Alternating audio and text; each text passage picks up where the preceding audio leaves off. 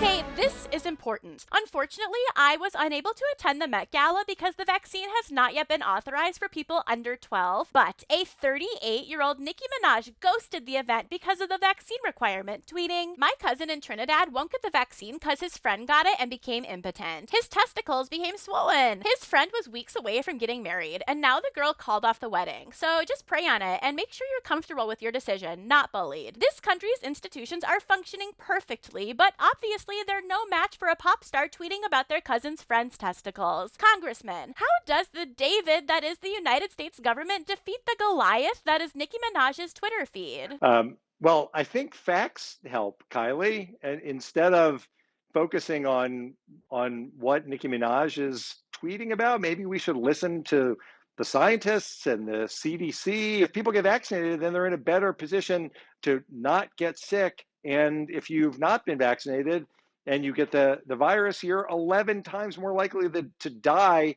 That, I think, should be reason enough for people to take this seriously and go out and get vaccinated. Well put, Congressman. To battle vaccine hesitancy, the CDC needs to release data on all of Nicki Minaj's cousin's friends whose testicles are doing just fine. I think the mandate could encourage ordinary red state Americans to get the shot so they too can wander around a museum wearing a papier-mâché codpiece. All amazing points, but we must talk about AOC's dress, which spoke truth to power, knowing she might not be able to speak it herself while chewing the power's delicious seared tuna canapes. Okay, this is important. The withdrawal of our attention from Afghanistan continued this week as Secretary of State Antony Blinken got absolutely dragged by the Real House reps and also senators of Potomac. I do not believe a word that you're saying on this. Simply put, I do not wish to hear from you. I'm not simply yielding you a put, moment Congressman, of time. what you I'm said not is yielding dead you a moment wrong. of time. I don't wish to hear your lies. It is so greatly unfortunate, the consequences, and I believe that you, sir, should resign. I think it's a moral disgrace. You nearly dislocated your shoulder, though, patting yourself on the back for the great job you've done. I want to ask you,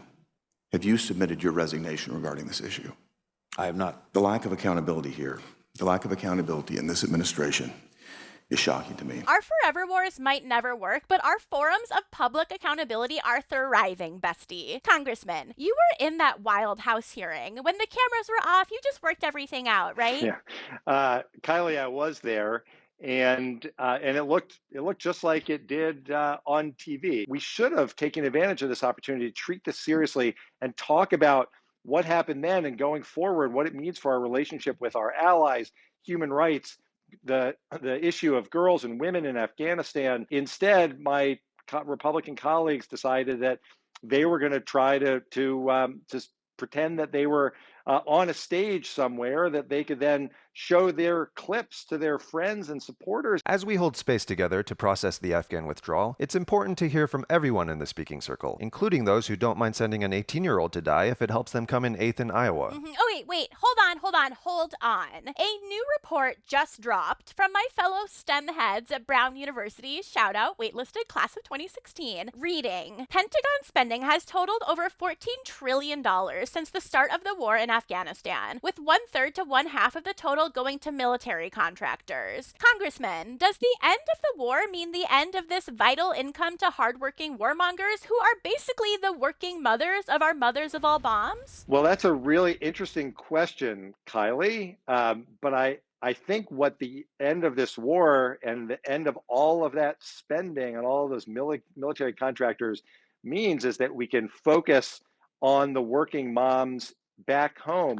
Nice here, pivot. all of the ones who are going to be helped by the $3.5 trillion budget package that we're getting ready to pass. So what if those military contractors got $7 trillion? Those contractors are hardworking and my parents. Yes, and I'm obsessed with your parents. Okay, this is important. Gavin Carly Rae Newsom Jepsen is looking good to not recall me maybe after President Joe Biden sent this message to Californians. I'm going to make this as simple as I can. You either keep Gavin Newsom as your governor or you'll get Donald Trump. Oh my God. The last thing we need right now is a mini Trump I can talk about constantly for ratings and then watch in horror as my coverage elevates him to a serious candidate. Congressman, will Republicans finally give up on these fruitless schemes now that this one attempt merely derailed the Democrats' agenda and was a financial windfall for Republican consultants? Governor Newsom is basically on the ballot again because there are people who don't believe that he should be taking action to keep his state safe. He's going to win the recall, and when he does, we're likely to see the Republicans do what Donald Trump has done about the last election.